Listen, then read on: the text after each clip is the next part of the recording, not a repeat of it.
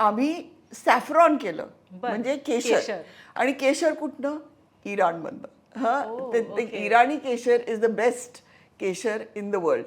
तिकडनं आम्ही इम्पोर्ट करून एक केशरची लाईन बनवली, प्युअर केशर. आणि कारण की आपल्याकडे केशरचं खूप महत्त्व आहे.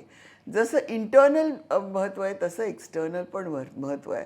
आपण उठण्यात पूर्वी केशर टाकायचो, आता कोणी टाकत नाही, पण पूर्वी उठण्यात आपण केशर टाकायचोच. तर त्या केशराने एक प्रकारचं हलकेपणा येतो स्किनला, आणि एक प्रकारचा ग्लो येतो स्किनला, आणि एक प्रकारचा उजळपणा येतो स्किनला, जो कशाने येत नाही. Very true. तर ते नॅचरल केशर जे मी प्रोडक्ट्स बोलून, आणि त्याचं नाव आहे clear balance, Michelle clear balance. आणि त्या क्लिअर बॅलन्स आमची रेंज आहे, तो खूप चालतीये साऊथमध्ये. त्यांना खूप आवडतं ते. त्यांना केशर म्हणजे ते त्यांचं फेवरेटच झालं आहे. आणि सिटीजमध्ये ज्यांना माहीत नाही केशर, ते ओल्डर जनरेशन्सला माहिती आहे. यंग जनरेशनला काही वाटत नाही केशराचं, पण ओल्डर जनरेशनला खूप महत्त्व माहिती आहे केशरचं. तिथे लाईन खूप चालते. आम्ही केशरचं तेल पण करतो दिवाळीच्या वेळेस. सॅफ्रॉन ऑइल खूप छान चालतं आमचं. खरंय खरंय. आणि अर्थातच आता सध्या खूप फॅड आहे ते म्हणजे कोरियन स्किन केअरचं.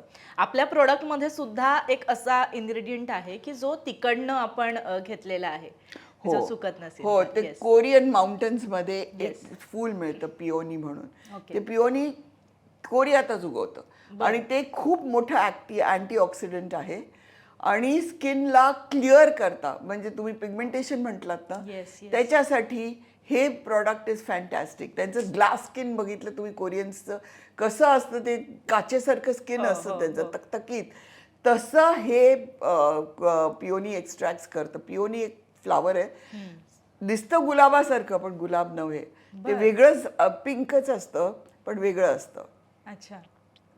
तर ते पिओनी एक्स्ट्रॅक्ट्समधनं आम्ही वेगळं काहीतरी बनवायचं म्हटलं, आणि आम्ही पूर्ण रेंज बनवली. लाईटन अप, जे का flawless, we said lighten up flawless. हे एजलेस असं, ते हे फ्लॉलेस आहे.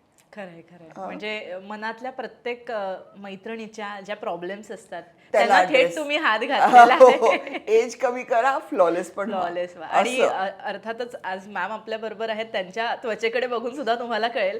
म्हणजे ऍट दिस एज मला असं वाटतं किती सुंदर आणि खूप तुकतुकीत अशी त्यांची त्वचा आहे. इतकं नाही, 72 आहे आता, पण अगोदर मी खूप चांगली होते. पण मी मेंटेन करायचा प्रयत्न करते. प्रत्येक जण प्रयत्न करायला पाहिजे. कारण काय माहितीये, शेवटी निसर्ग इज निसर्ग, पण आपल्या हातात जे आहे, आपण जे करू शकतो आणि आपण जे करायला पाहिजे ते करावंच पाहिजे. खरी खरी. आणि आता सध्या कॉस्मॅटिक्स किंवा अशा स्किन केअरमध्ये खूप वेगवेगळ्या रेंज आलेल्या आहेत, पण तुमची ही अशी ब्रँड आहे की जी लक्झरी तर देतेच, उत्तम त्याच्यामध्ये काय म्हणतो ना की असे इन्ग्रेडियंट आहेत की जे थेट तुमच्या प्रॉब्लेमला हात घालतात, पण म्हणजे लोकांच्या आवाक्यातल्या या सगळ्या गोष्टी आहेत. म्हणजे हे बॅलन्स करणं पण खूप इम्पॉर्टंट आहे आजच्या काळात. हो, काय माहितीये, प्रत्येक जणांचं होतं. गार्नियरचं पण एखादं अँटी एजिंगचं होतं त्यांच्या रेंजमध्ये, पॉन्डचं पण एक अँटी एजिंगचं होतं, सगळ्यांचे. पण कोणी सांगत नाही काय इन्ग्रेडियंट्स आहेत त्याच्यात. ते सांगतात की हा कॉलेजन, पेप्टाइड वगैरे ते सगळ्यांच्याच असतात, पण एक ढासू इन्ग्रेडियंट पाहिजे की जे आपल्याला माहिती आहे की वर्क करेल, जे आपल्याला माहिती. तर कोणी, मी म्हणते, तुम्ही म्हणता ओले, delay is the sign of ageing. Delay is the sign of ageing with what, you know, ते कोणी सांगत नाही.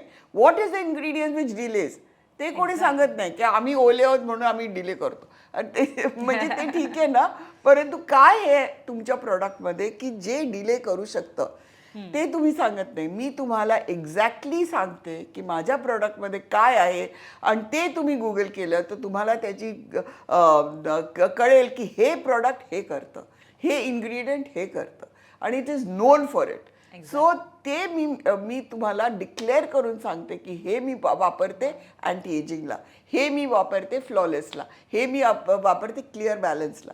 त्यामुळे मी तो इन्ग्रेडियंट मी तुम्हाला लिस्ट आउट करून देते.